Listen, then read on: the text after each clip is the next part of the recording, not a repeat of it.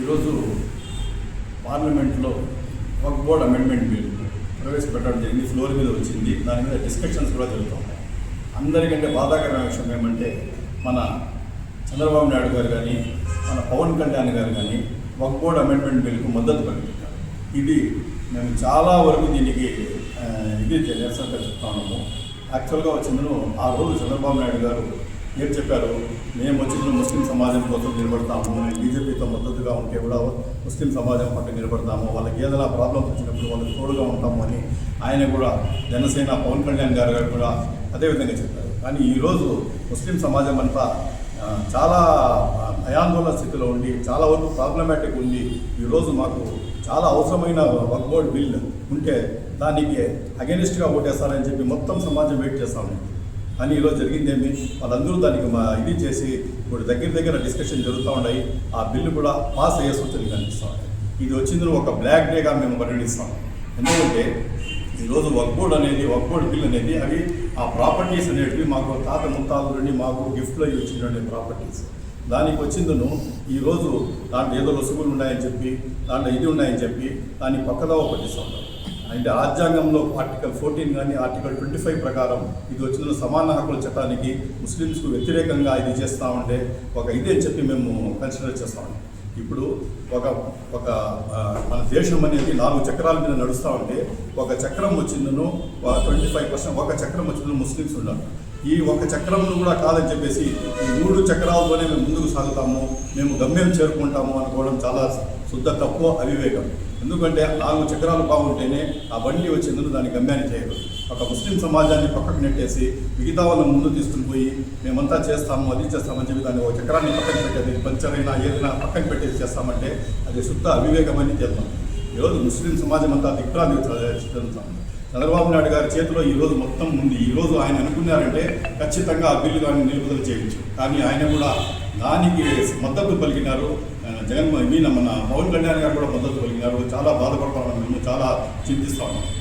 ఈరోజు ముస్లిం సమాజం majority of Muslim సమాజం YS Rajasekhara Reddy YS Jaganmohan Reddy side ఉన్నారు అని చెప్పి మీరు బాధపడతా ఉన్నారు.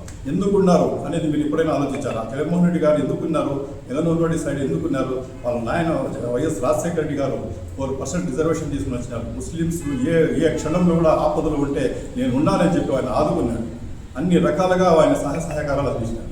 మీరు ఏది కూడా ఏ రోజు చేసింది ఏమీ లేదు. కానీ ముస్లిం సమాజం మాకు లేరు, వాళ్ళ పక్కన ఉన్నారని చెప్పి మీరు చేస్తా ఉన్నారు. మీరు చేయండి. ఈరోజు మీకు మంచి తరుణం. ఈ రోజు కానీ మీరు దీని వక్ఫ్ బోర్డుకు వ్యతిరేకంగా ఓటు వేసేసి ముస్లిం సమాజం కోసం నిలబడింటే మొత్తం సమాజం మీ పక్క అయింది. మేము కూడా పూల వర్షాలు మీ మీద కురిపించింది. కానీ ఈరోజు ఏం చేశారు, మీరు దానికి మద్దతు పలికించినారు. ఈరోజు వచ్చిందను ముస్లిం ద్రోహులుగా మీరు మిగిలిపోతారు ఖచ్చితంగా చరిత్రలో. ఈరోజు ఇది మొత్తం ముస్లిం మనోభావాలు దెబ్బతినే విషయం. చాలా ముస్లిమ్స్ అందరూ దీని గురించి చాలా వరకు బాధపడతా ఉన్నారు. మా ఈ వక్ఫ్ బోర్డ్ ప్రాపర్టీ అనేది పక్కా మా ప్రాపర్టీ, ముస్లిం ప్రాపర్టీ. దీన్ని మీరు ఇది చేసుకుని ఈ రకంగా అమెండ్మెంట్ బిల్స్ తీసుకుని వచ్చేసి మీకు అనుకూలంగా దీన్ని మార్చుకొని చేస్తున్నారో చాలా మేమంతా చింతిస్తూ ఉన్నాము. దయచేసి ఈరోజు కూడా ఇప్పటికీ టైం ఉంది. ఆల్మోస్ట్ ఫ్లోర్లో డిస్కషన్స్ జరుగుతూ ఉన్నాయి. ఇప్పటికీ టైం ఉంది. దయచేసి దానికి మీరు ఖచ్చితంగా దాన్ని అగెనిస్ట్గా చేసి ఆ వక్ఫ్ బోర్డు పాస్ కానికుండా చేయని పక్షంలో మీరు ముస్లిం ద్రోహంగా మిగిలిపోతారు. ఇంకో విషయం వచ్చిందను, నేను ముస్లిం తెలుగుదేశంలో కానీ జనసేనలో ఉండే ముస్లిం లీడర్స్ను ఒక ప్రశ్న అడుగుతా ఉన్నాను.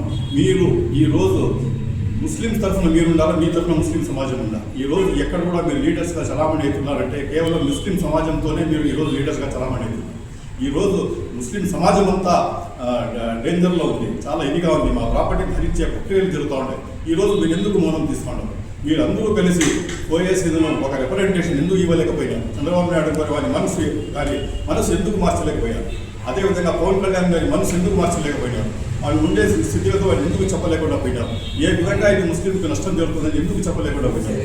ఏమీ మీరు చెప్పకుండా ఈరోజు మౌనం వహించేసి మీరు ఏ రకంగా కూడా పట్టించుకోకుండా ఈరోజు మీరు వచ్చిందను చాలా వరకు ఇది చేశారు. ఈరోజు మొత్తం ముస్లిం సమాజం వచ్చిందని మీ పక్క చూస్తూ ఉంది. ఆ బిల్లు పాస్ అయిందంటే నేను కోరుకునేది ఒకటే, మీ యాక్షన్ కోసం టోటల్ ముస్లిం సమాజం ఎదురు చూస్తూ ఉంది. ఏ రకంగా యాక్షన్ తీసుకుంటారు? ఖచ్చితంగా మీరందరూ రాజీనామాలు చేసి మీ పదవులకు రాజీనామాలు చేసేసి మీ నిరసన వ్యక్తం చేయాలా.